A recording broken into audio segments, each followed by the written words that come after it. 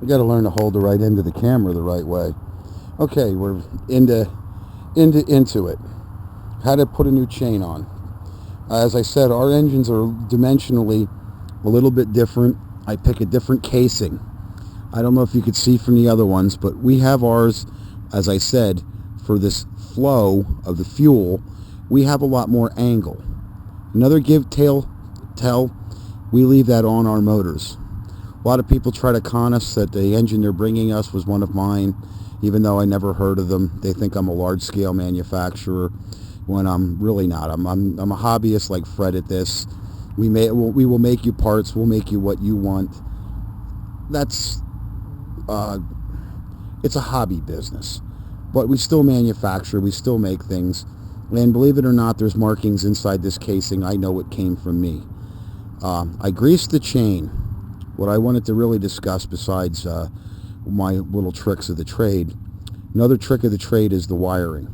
That's what we're going to tackle next, the wiring and the clutch. Before we put everything else in the way, I know you guys get really excited. You want to bolt everything together, see how it looks, and then all of a sudden you can't get the wires connected. They're too short, or things are in the way, and that's where things go wrong and go south.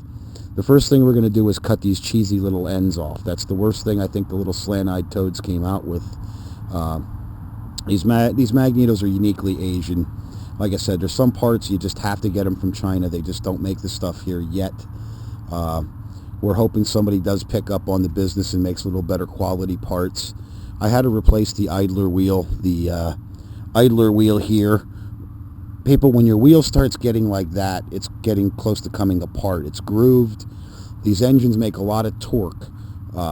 Even the cheap ones make a lot of torque. My engines, they make a hell of a lot more torque. So I used grease on the end of a paper towel, regular axle and bearing grease. We're in the hills here, so if we get a little grease on us or our pants, we're not going out on the town dressed like I am anyway, with holes in my clothes. I might run around to the parts stores or go to the store real quick, and people probably think I'm dirt poor, which, well, nobody's making a lot of money in this economy, but that's why I'm on YouTube trying to tell you people out there that these bikes aren't as simple as they look. Yeah, you can get the stuff bolted together, but getting it all bolted down tight where it's not going to come apart and things aren't going to rub.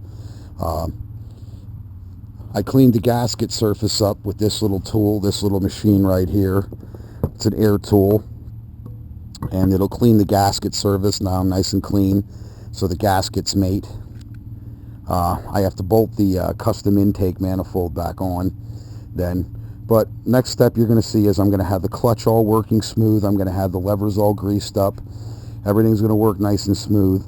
Then we'll worry about all the fancy stuff and putting fuel in the tank, and that's last. I may not even get it running today, but I'll have it close. But let's hope today bears some fruit, and we'll take care of this puppy.